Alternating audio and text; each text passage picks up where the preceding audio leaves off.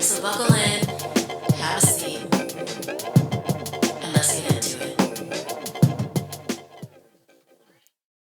Oh my God, here we are again. In today's episode, we are talking retro AF. Now, granted, I'm the ripe old age of 31, going on 32. So for me, retro currently is like 90s and the 2000s. You know, we do it for the 99 and the 2000, right? Um, and as of late, probably since the beginning of the summer, I've essentially been cosplaying as a Gen Zer because it's a little bit easier than being a slightly well adjusted, but also very not adjusted millennial.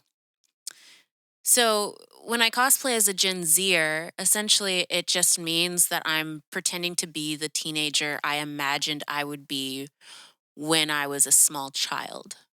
Um, I often lament at the fact that I was not a high schooler or someone in college in the 90s because I just kind of think like that time would have been so freaking cool. Like, everyone was walking around with like plastic pacifiers and like everything was influenced by rave culture and grunge and like 90s hip hop was like at its peak. Well, because it was the 90s, but you know what I mean? Like everything was just like really on and poppin'. We were able to have the Aaliyahs of the world, Tribe Called Quest. We were able to have um, Buffy the Vampire Slayer. Oh my God. Still to this day, my favorite. And just like a lot of really cool, influential things that came to be. The internet really started to take hold of our culture, but at the same time, a lot of us knew a time before that, a land before time, if you will. Speaking of which, we also got the land before time. So sit back, relax, and take this blast from the past with me. So, sometimes I'd like to share like a required reading list or a list of songs that would be like super great for you to use as like supplementary material for this podcast. And fortunately, I actually already had a couple playlists on Spotify that I have made. One thing you'll learn about me is that one of my pastimes is making cinematic playlists where I take a TV character or create an entire universe of characters and then make playlists that would go along with it. And so I have one playlist on Spotify called Max, Khadijah, Sinclair, and Regine. And some of you already know where I'm going with this, but this particular playlist is an imagination, an exploration of if Max, Sinclair, Khadijah, and Regine were to have a shared Spotify account in the 90s on the show, the hit show Living Single, what would they be listening to? And so there's everything from Janet Jackson and Tribe Called Quest to the Wallflowers. And so please check it out. Go follow it. Like it really sets the scene. The other one I have is Prue, Piper, Phoebe, and Paige. Again, you guessed it, a tribute to the Charmed sisters and what they would be listening to in the 90s if they also had a shared Spotify account. So check those out and definitely let me know your thoughts. Let me know if it took you there. Um, yeah. Okay, so story time hour or however long it's going to be.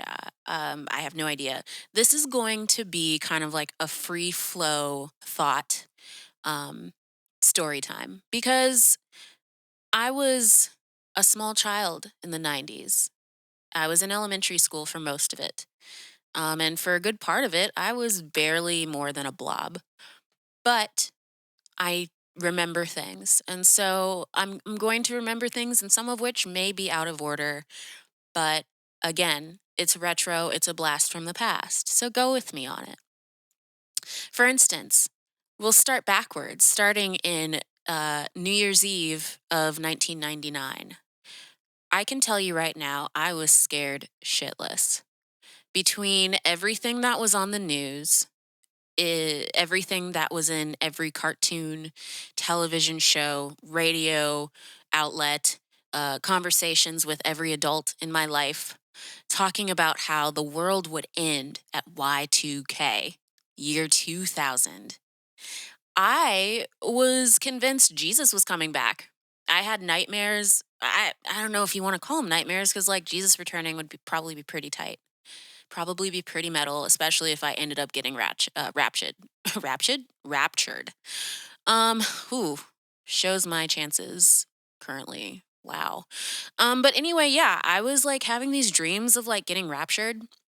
Like I had one dream that like Jesus was floating in my backyard on New Year's Eve, and like I almost got raptured, but then I swore and then like fell fell back down to the ground and like broke my neck and then went to hell. Like it was pretty traumatic for a I don't even know how old I was. I don't do math good either, but I was probably like what, 9 or 10? I was probably 10, I think. But yeah, so that was a thing, but then of course, as we now know, nothing happened. You know, a lot of the news reports said something to the effect of the computers were only programmed to go up to December 31st, 1999. And same with the clocks. And so on midnight or 12:01 a.m., um, January 1st, 2000, the computers wouldn't know what to do. Airplanes would fall out of the sky. Computers would explode. Nuclear codes would just be inserted or whatever, and bombs would be launched, and we would be in like nuclear winter by December, or sorry, by January 2nd, year 2000. Like it was scary. Even King of the Hill, was it King of the Hill? No, Family Guy. Even Family Guy had that be like their first episode or something like that. It was one of their first episodes. No, it wasn't their first episode, but it was certainly like in the first season, I want to say. Cuz I think the first episode of Family Guy premiered after the Super Bowl. And that was the infamous one where the Kool-Aid man bursts into the wall when everyone's like, "Oh no, oh no, oh no." And then he comes in, he's like, "Oh yeah."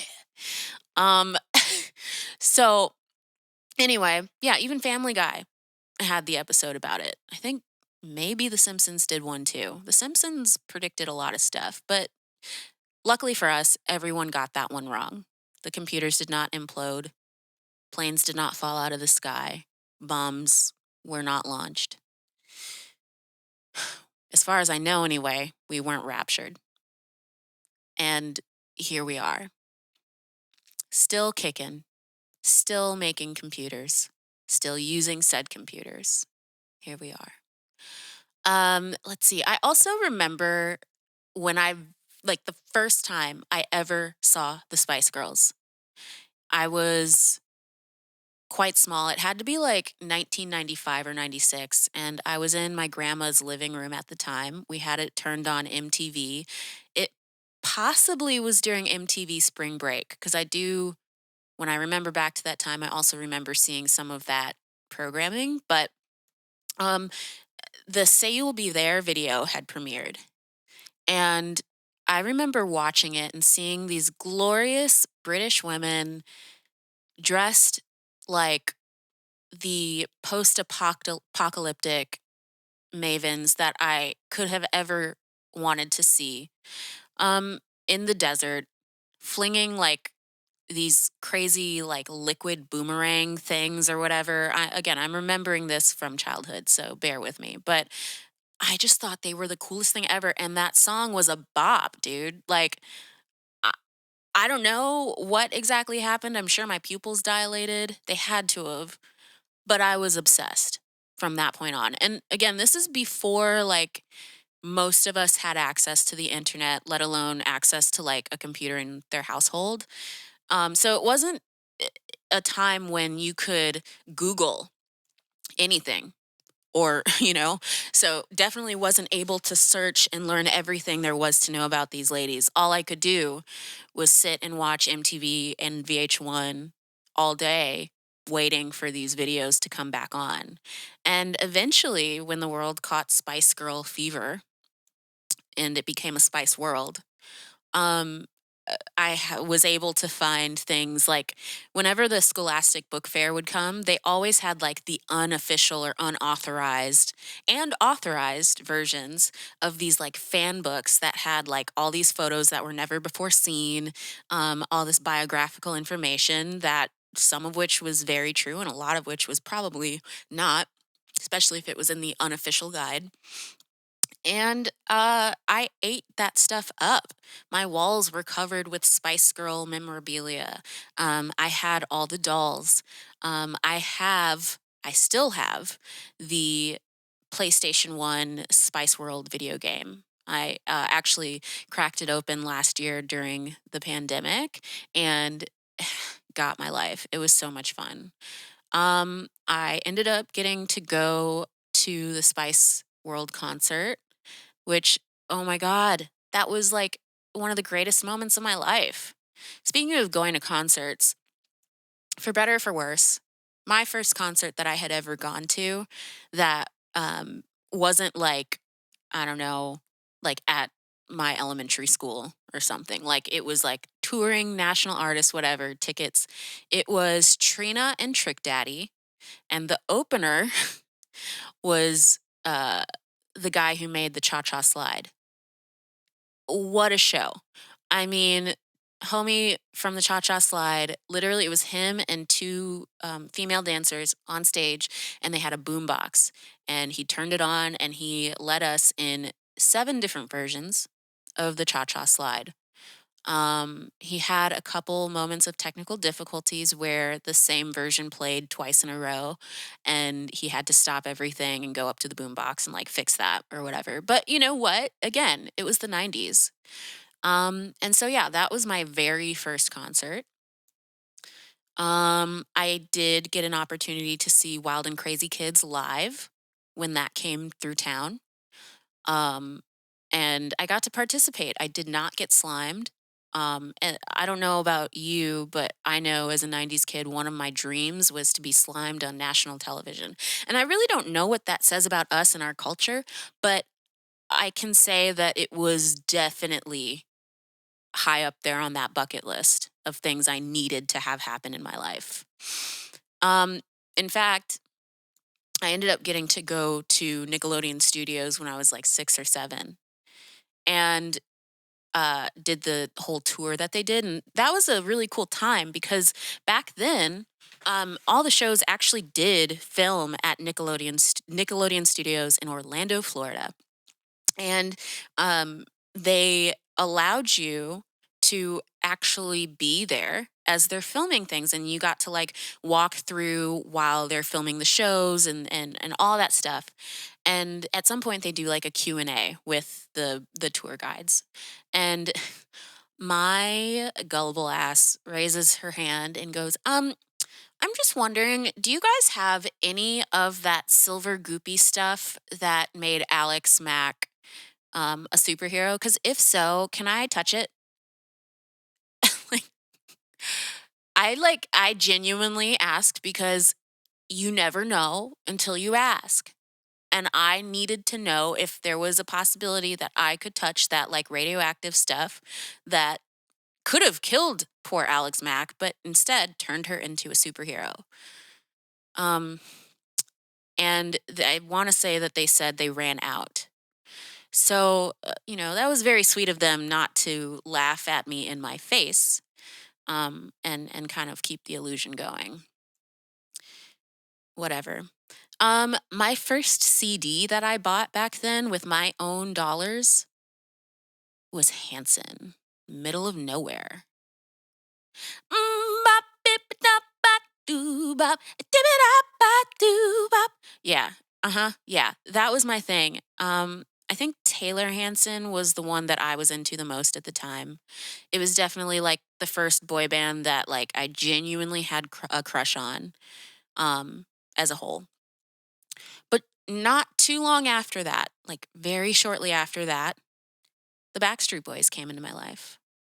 And if I look back at the order to which I had crushes on the guys, it is not unlike my dating history IRL, current life.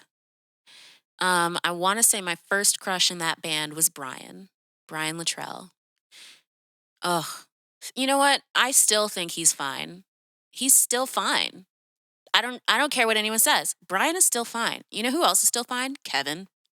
I then was into Kevin, but then their like concert HBO special came out. My uncle bootlegged a VHS copy of it and gave it to me, and I watched it every day. I started to fall for Bad Boy AJ, receding hairline and all. I didn't care. He was hot. He was the most ripped. He had the best voice out of all of them, in my opinion. And uh, he just like went hard at everything he did. And I think I stuck with AJ for years, even through his trials and tribulations, some of which were public and I guess some of which were not. But I was like, whew, AJ. But then like I'd still like waver back over to Brian. Howie just seemed like a guy that I would be friends with forever. And like, of course now we know why. But like I don't know. I personally was never like attracted to Howie. I thought that Howie was like an attractive person, but I just didn't like see it for him. And then Nick, I didn't see it for him either. And perhaps it's because I don't know, maybe he was like too young. Again, this goes back to like my dating history. Like I don't think I've ever genuinely dated someone younger than me. Um and uh, the I've dated this is gonna you're gonna look at me weird. The biggest age difference I've had dating wise, I want to say was a good 35 years. And I might actually be on the conservative side of that in my estimate. Because again, I don't do math good. So yeah, nothing against Nick. He just wasn't like my steez either. Again, saw him as an attractive guy, but I like didn't see it for him and me and like our future together. But speaking of futures, fun fact. So if you fast forward in my life another 17, 18 years from then, maybe a little bit less than that. But anyway, I'm here in Nashville. It's a New Year's Eve, and uh, I'm singing with a cover band, and good old Nick Carter and his girlfriend or wife, I'm not sure if they were married at the time, but they were there at Gray's down in Franklin. And he got up on stage with us and shared my microphone. And of course, when you live in Nashville, you learn the very important art of being chill and like acting like you're supposed to be in the room.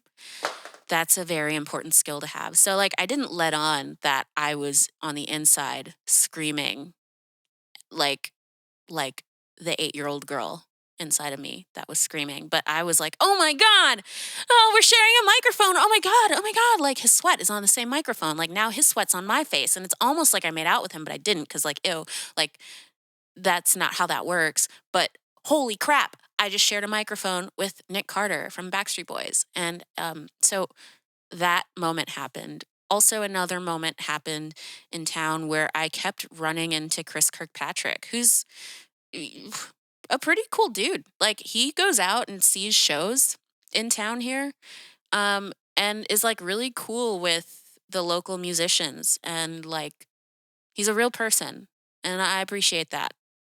Um, Bringing up In Sync, I have to admit, like I was Team BSB. In Sync. Don't get me wrong. I recognize, especially now as an adult, like they had bop after bop after bop, dirty pop. um, they had all that stuff, and it was cool, but, like, that just wasn't my vibe. I was into the more, like, smooth thing that Backstreet had going, and their harmonies were always lit, and again, I think I just had fallen in love with Brian Luttrell first, and he's really who kept me, and then AJ, like, also kept me. Um, so now it leads me to what I thought I would be doing as an adult. Ultimately, I always knew that I would be a musician. I even like wrote that down for an assignment in 6th grade, letting people know, like, yeah, I'm going to be a musician. I'm going to be playing saxophone. I'm going to be singing. There's probably going to be a disco ball somewhere involved in that scenario. I'll be singing Whitney Houston songs. I'll be singing my own songs. I'll be having like really big hair and like all this stuff. And you know what? Self-fulfilling prophecy. It's what it is right now. But the other thing was that I also was convinced that by the time puberty hit, I would get my mutant powers and they would probably be a cross between like Storm and Jean Grey or something. Like I at that time I was writing fan fictions for myself, which I think I'm going to save for my Marvel AF podcast. But yeah, I was convinced I would get my superpowers no later than the age of 14. Um or I would run into the ectomorphicon and I would get my own power morpher and I would be a Power Ranger. I didn't know if I was going to take over the Pink Ranger's role or if I would get a new color like purple, but I just knew I would be a Power Ranger. I was thoroughly convinced. And so I spent every day after school um, making sure to study every kick, every fall, every punch, um, every high five, every cool kid moment that they had together when they weren't wearing their uh their power suits. I studied it. It was what I did. Because it was who I was going to be. And there is a small part of me that still thinks one of those things might be possible. Um so there's that.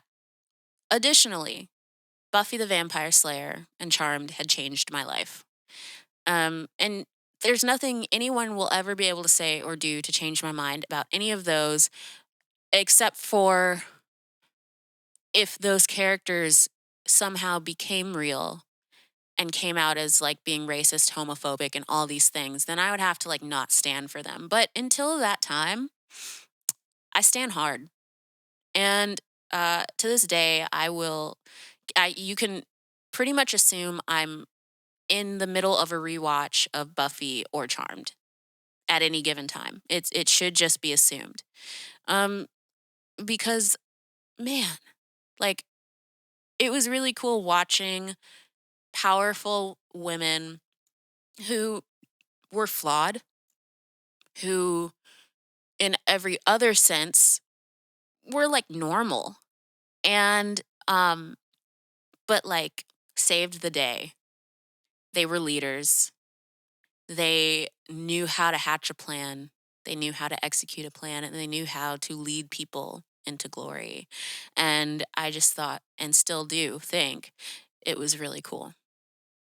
Um I don't know, man. Like being part of the last generation to barely be able to run around the neighborhood all day before the streetlights came on, it's an interesting thing to witness. And it's interesting because I know people who are like Gen Z and younger who don't really have that same privilege for two reasons. One, this world has always been a scary place, but it's like even more scary for whatever reason. And I can't decide if it's because we have access to more information about the people we live around or if the world truly has gotten scarier. Jury for me is still out on that. I'm really not sure. But there is that aspect, and parents realizing that they have to be more aware of like the whereabouts of their kids, which for a lot of parents leads to them not really feeling comfortable letting their kid just ride their bikes up and down the street arbitrarily all day. Or not having that conversation with their kid, like, you're either going to be inside all day or outside all day. But what you're not going to do is go inside and outside all day. You're going to pick one. Like, it really would just be a conversation of, no, we didn't set up a play date, so you need to stay in the house or stay in the front yard. Um, but then there's also this thing of like this generation, because they are able to text at all hours of the day and night, be in communication with their colleagues, whether it's via text or social media. There's in some ways a false sense of intimacy or friendship or uh, connection and community. Now, granted, you can still build community and connect on the internet. I do it on a daily basis. We're doing this right now. We're having fellowship where I am sitting in my living room staring at my computer screen as I am uh, essentially talking to no one. But then whenever this comes out, you're sitting wherever you are and you're listening to this and you're having your own thoughts. And I hope you write to me and share some of those. Give me some of that feedback, please. But, you know, who's to say? Who's to say that that's not community? But what I can notice though is that kids maybe aren't as um eager to go outside and do outside things. Now, what were outside things for me in the 90s? Outside things included me riding my bike around the neighborhood. It included me going to my neighbor's house across the street or down the street um, with my little keyboard and some action figures, and either participating in, the imagination situation, where we're all playing with our action figures and stuff, um, and imagining things, or I would play music on my keyboard while my friends would do the imagination thing. Like I was scoring music to their fight scenes. Again, I was always supposed to be doing what I'm doing because I was always doing what I'm doing. Like I don't know, it just be like that sometimes. But yeah, that was what I did. I got out, I played, I ran, I did all this stuff. Um and that was like a typical day in the summer in the 90s. I'd wake up, my dad worked nights, so he slept during the day. And there was like an approved list of houses I could go to, but before I left the house, I had to check in with him and be like, "Hey dad, I'm going across the street or I'm going next door or yada yada." And then he would tell me, "Well, you need to come home for lunch." And I'd be like, "Bet." Well, I wouldn't say bet because that was not a phrase of the time, but you know what I mean. And and yeah, I would just go do that and come back and it would be Liddy City. It was so much fun. And I don't know, I wish I could say that if I had kids now, I'd feel confident that I could do that and they would be okay. I don't know. Again, it's kind of, it's interesting. And I don't know if people talked about this back then when I was too young to be part of the conversation, but does anyone ever look at the Apple logo and say, hmm, if we were to take biblical references and stories and attach them or look at them as prophecy, even, and attach them to what happens now, the Apple logo is an apple with a bite out of it. It's the apple of knowledge, is my understanding. And while Eve learned about the worldly things and whatever, and it was positive in that way, there was a lot of negative that came with it too.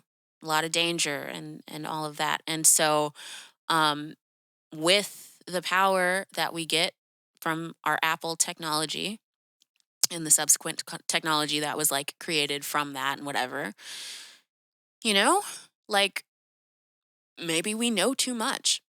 I think that if we had this technology when I was growing up, willing to bet that my parents would have been a little bit too scared to let me go where I went, and that leash would have been a lot shorter. So that's just some food for thought too. But I'm part of that generation that remembers what it was like not having access to the internet, not even knowing that something like the internet could even exist. Um, and then all of a sudden it exists, and you've got this internet butler named Jeeves who seems to know everything. And even using a search engine was so difficult when they first were available, because essentially you had to be very specific in what you put in your search engine if you wanted to get the results for like a research paper or something. Like there were certain places where you had to put a comma if you wanted your search results to make sense. Like that was a whole thing. Obviously, we all know the trials and tribulations of using dial up, because if somebody's on the internet, it means that nobody could use the phone because it was one line.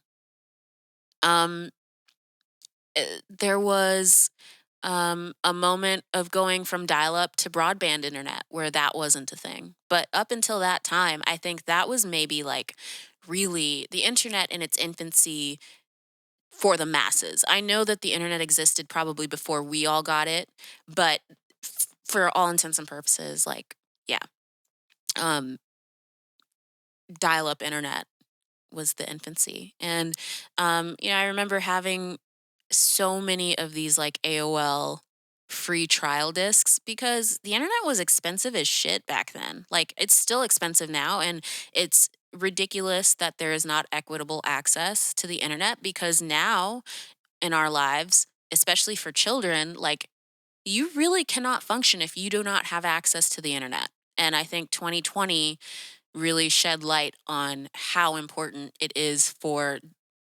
childhood development and learning to be able to have access to the internet. Again, a whole other rant for another time. Um, but I just remember the things that I used the internet the most for once I did have access to it were um, to read about Christina Aguilera, Britney Spears, Mandy Moore, um, Spice Girls, and Backstreet Boys. I was on Habbo Hotel and Worlds, and I played with paper dolls, where it literally was like a 2D doll that you could draw clothes on. And then that was your Abby.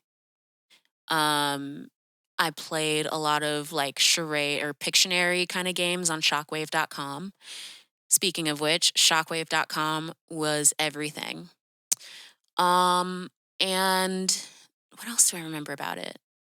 I don't know. I just did a lot of like time waster stuff, but it felt like I was really connecting to everything and everyone. There's an episode of Buffy the Vampire Slayer called I Robot You Jane, where they take all of the magical books in the library, and Miss Jenny Calendar, who was the new computer teacher for the school, comes in and says, okay, well, we need to digitize everything in this library. And so they scan all of the books, including all of Giles's magical books, and accidentally scan in this like demon Malik, but he changes his name to Malcolm, and then start and gets into like the computer system and starts to um I want to say he was like Malik the Destroyer. But anyway, he starts to develop relationships, online relationships with all the students, and he develops one with Miss Willow Rosenberg. And it was such an interesting commentary if you watch that episode, because it's like it's one of the first times I think I saw any kind of mention of like online dating and meeting someone virtually before ever meeting them in real life, and how like you could say that you are a white man who's, 6 foot tall and lives in Southern California, but you're definitely not that. And you could say it and no one would ever know until you meet in person and then they like kidnap you and murder you and stuff. And so like that's kind of what that episode was about. But then like, they also were talking about the idea of digitizing books and how like okay, you can digitize all these books, but you start to lose the tangible side of what it is to even read. And I think when I was watching that episode as a kid, I was like, this is so dumb. It is not that even it's not even that serious, like whatever. But and I don't know. I also couldn't have imagined something like Kindle to take over the world. I couldn't have imagined that Barnes and Noble would not be the hot spot on a Friday night, that something like Harry Potter premiering would not be like, something where Barnes and Noble would have a line out the door and around the corner.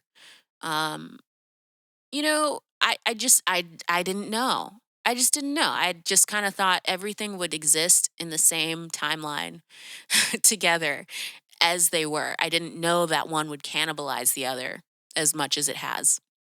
Now, granted, I'm saying this to you staring at my built in bookshelves that are full of books. But to that point, uh, I have plenty more books that are all digital or even as an audiobook.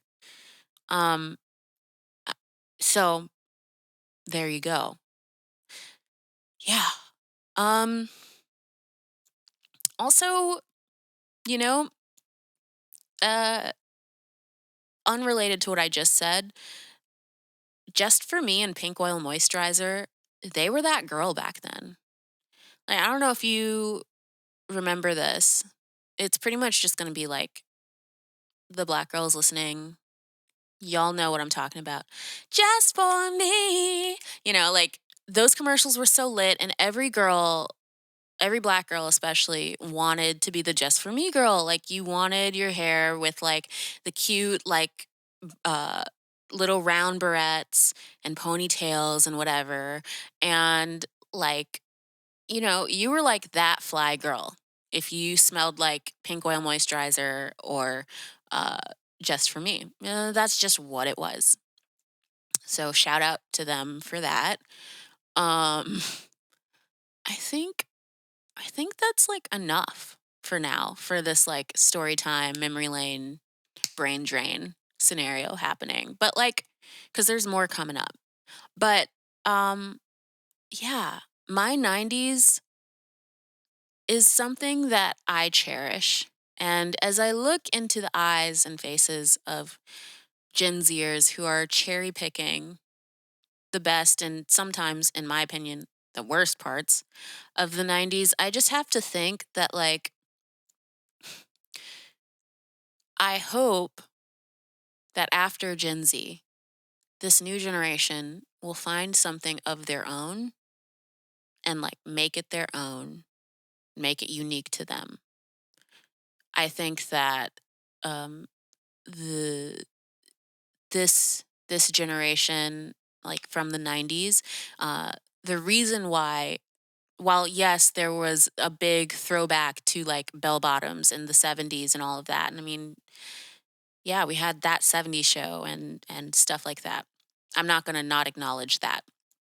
But there was a large part of the 90s that was original to the 90s. And I do think that that has to do with the idea of the internet coming into our lives and making us more worldly. And so you have influence from like it's one of the first times I can think of that pop culture was actually world culture. That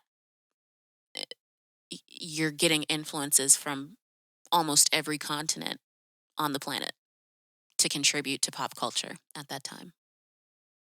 So, boom shakalaka. So, some of my favorite things that Gen Z has decided to bring back: chokers.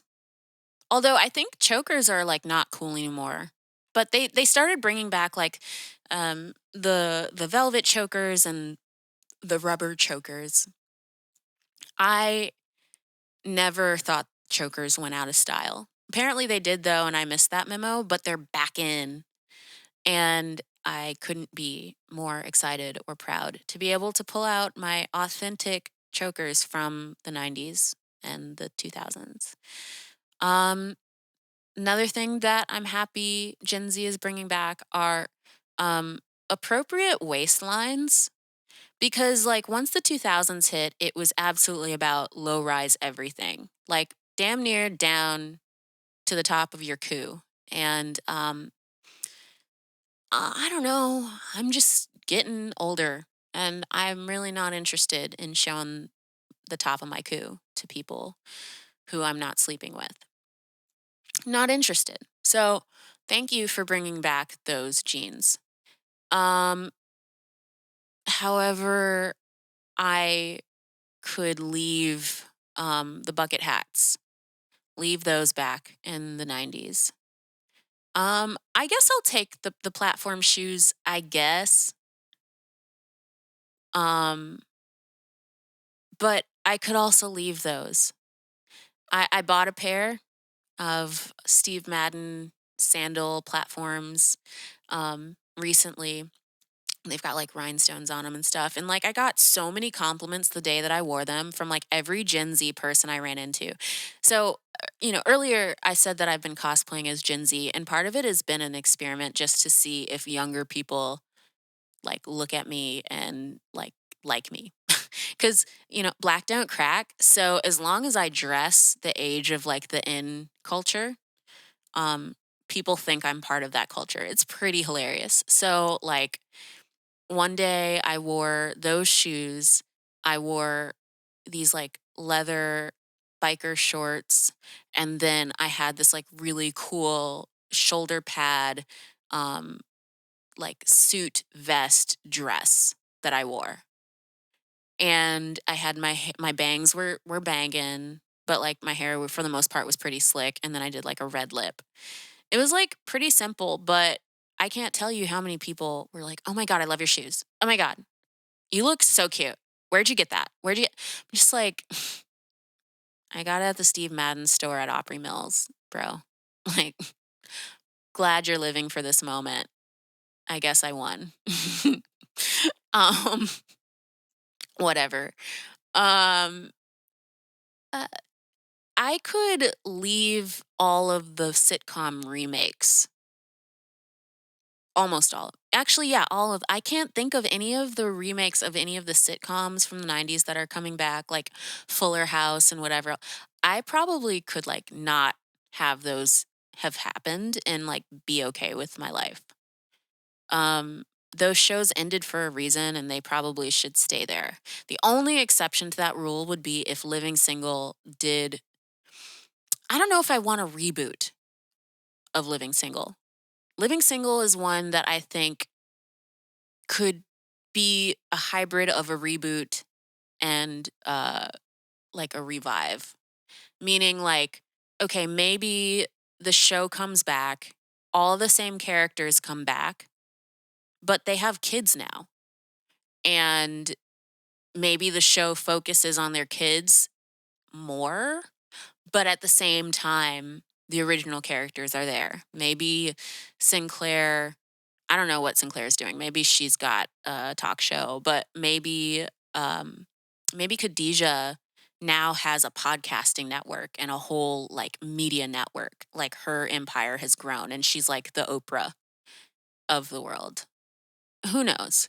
But I could watch it, I could see it and I would live for it for sure, hands down. I don't know about Martin. Jury's out on that one.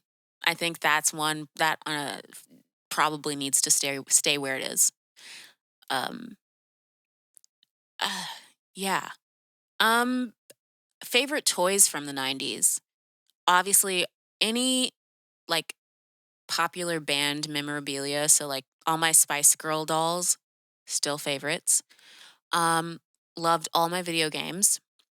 Still do. Still have a lot of them because I'm low key a hoarder. I loved Super Soakers. That was like the hot thing, especially because I have a summer birthday, and so like the coolest thing would be to get like the biggest Super Soaker. And I had one where it was like gray, green, and purple, and it had like the three big like water ball like chambers on it, and then it had this like little flippy do at the top towards the front that like adjusted your spray stream or whatever. But like Super Soakers were that bitch. They were 100%. Um I loved my Bop It, and I loved my Bop It Extreme. And the only time I was ever able to beat either of those was when the batteries were dying and it started to slow down. Like that was Bop It and Bop It Extreme for me. But that was chill. Um I loved Skittles and Starburst. Those were lit. Also all the Harry Potter books as they were coming out, which I think is more of a like 2000s thing. But again, we do this for the 99 and the 2000s. Um and if you don't know that reference, you're just going to have to go figure it out. Um let's see. Favorite TV shows. Yeah, so Buffy and Charmed, loved those. Loved Living Single, still do, still watch it. Um I loved pretty much any and all of the programming on Nickelodeon. Um and in the early 2000s, I'm going to give an honorable mention to The Inn because it had everything from Degrassi, which included early Aubrey Graham before he was more widely known as Drake. And I still watch that show too. I don't know. Something about rewatching shows where I know exactly everything that's going to happen calms my anxiety. It's a scientific fact. Do some research on that. Um, Loved that show. There was also Being Eve. There was The Oaks. Um, what else? There was a lot of like, oh God, can't ever forget Road Rules, Real World. Now, for me, I was a team Road Rules girl. I was also convinced I would be on Road Rules and I would be traveling the Winnebago across the country. And, to be fair and honest, like if I look at how my life has turned out, it's not too far off from a merging of Real World, Road Rules, and like American Idol because essentially when you go on tour, especially when you're not like in a huge band, you're not traveling by bus. You're traveling by van or a sprinter van. And when you're in a band, there's plenty of dynamics that mimic that of those on the real world. And so, yeah, I think I still prepared myself for the, the life that I live now just from watching those shows. Um, Things that I didn't understand in the 90s that I don't understand now still. Uh, as much as I look at the pacifier craze that went down, I still don't understand it. And I know that it comes from rave culture. But somehow that rave culture made it to my elementary school. And kids were literally showing up, like the fifth and sixth graders at the time, were like showing up with these like little plastic pacifiers. And like I came home with one somehow because, that's what happens. And my parents were pissed off and they like took it from me and they were upset. And like I just didn't understand what that even was. And honestly, to this day, I still don't know. So if you're older than I am or you are more learned than I am and you know what it means, like please write me and tell me so that I can know. But I refuse to Google it. Like I some things need to just remain a mystery.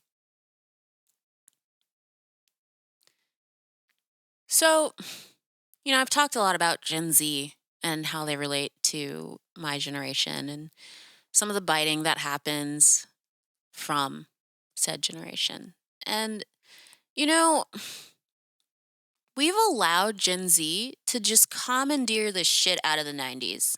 And I say, I've had enough. Like, give me my mom jeans back. I'm tired of parting my hair down the middle. I am.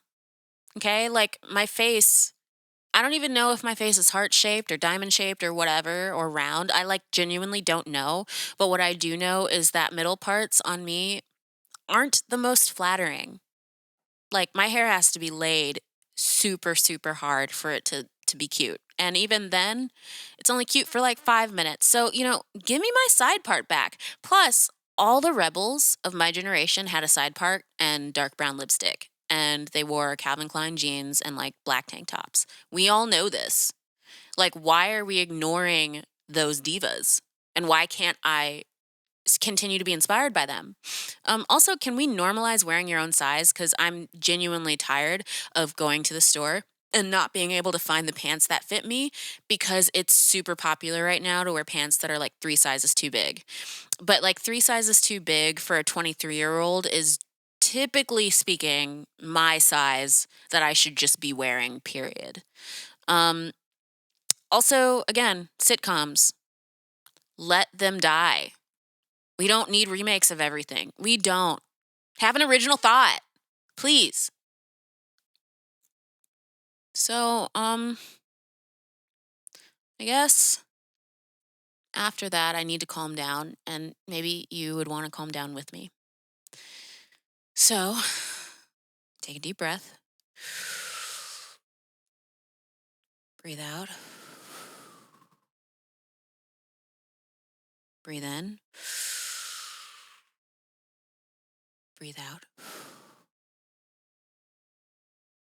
Breathe in.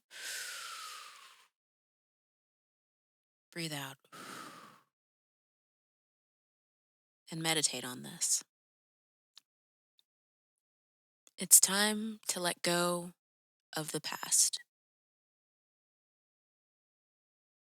Let's move on into the future, where free thinking and original thoughts are both nourished and encouraged. Let's let go of the past and move on to the future. We can give tribute and thanks to those that came before us. We can learn from those that came before us, but we move on to the future with original thoughts and ideas, and we are our own people. Let go of the past. Let's move on to the future.